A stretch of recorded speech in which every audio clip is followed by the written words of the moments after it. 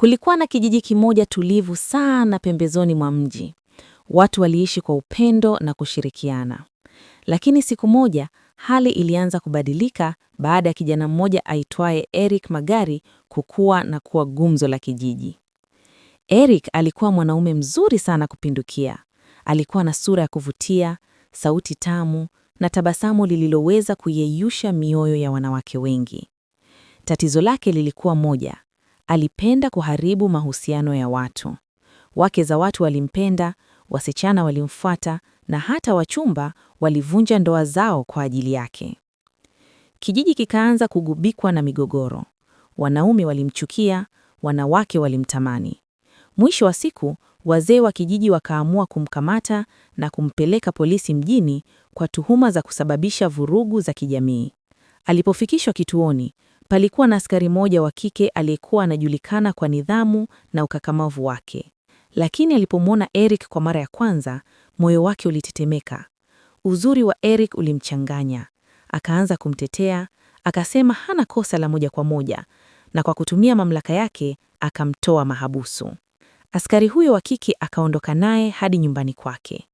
Siku zikapita, wiki zikapita, miezi mitatu ikapita. Eric alimpa mapenzi, maneno matamu na furaha ya ajabu. Askari akawa anazidi kudhoofika kazini. Alishindwa hata kwenda kituoni. Mawazo yake yote yalikuwa kwa Eric. Hatimaye alipigiwa barua ya kusimamishwa kazi. Lakini hakujali. Alisema moyoni, afadhali nipoteze kazi kuliko nipoteze mapenzi haya. Walikaa pamoja mwezi mmoja, miwili. Eric akaendelea kumfurahisha. Lakini kumbe kulikuwa na siri nzito. Eric hakuwa wa kawaida. Alikuwa ameungiwa na jini mwenye wivu wa mapenzi na nyota kali sana.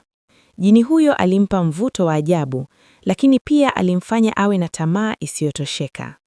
Siku moja, ilikuwa Jumapili asubuhi, askari wa kike akamwambia, "Eric, twende kanisani tukasali." Eric akasita kidogo, lakini akakubali. Walipofika kanisani, ibada ilianza kwa utulivu. Mchungaji akaanza kuhubiri kuhusu roho zinazowatesa watu kwa siri. Ghafla Eric akaanza kutetemeka. Jasho jembamba likamtoka. Macho yake yakabadilika. Mchungaji alipoweka mkono wake juu ya kichwa cha Eric na kuomba, sauti isiyo ya kawaida ikatoka kinywani mwake. "Huyu ni wangu, nilimpa nyota na uzuri ili nimiliki mioyo." Watu wakapiga kelele. Maombi yakazidi. Baada ya muda mrefu wa maombi na kilio, Eric akaanguka chini. Alipozinduka, macho yake yalikuwa ya kawaida. Alilia kwa uchungu. "Samahani, sikujua nilikuwa nafanya nini." Askari wa kike akalia pia. Hapo ndipo alitambua kuwa hakuwa akimpenda Eric peke yake, bali alikuwa amevutwa na nguvu isiyo ya kawaida. Baada ya tukio lile, Eric alibadilika kabisa. Alirudi kijijini kuomba msamaha. Askari wa kike naye akaanza upya maisha yake, akatafuta kazi nyingine na kuamua kuweka Mungu mbele. Na kijiji kilijifunza kuwa si kila uzuri ni baraka, wakati mwingine unaweza kuwa mtihani mkubwa.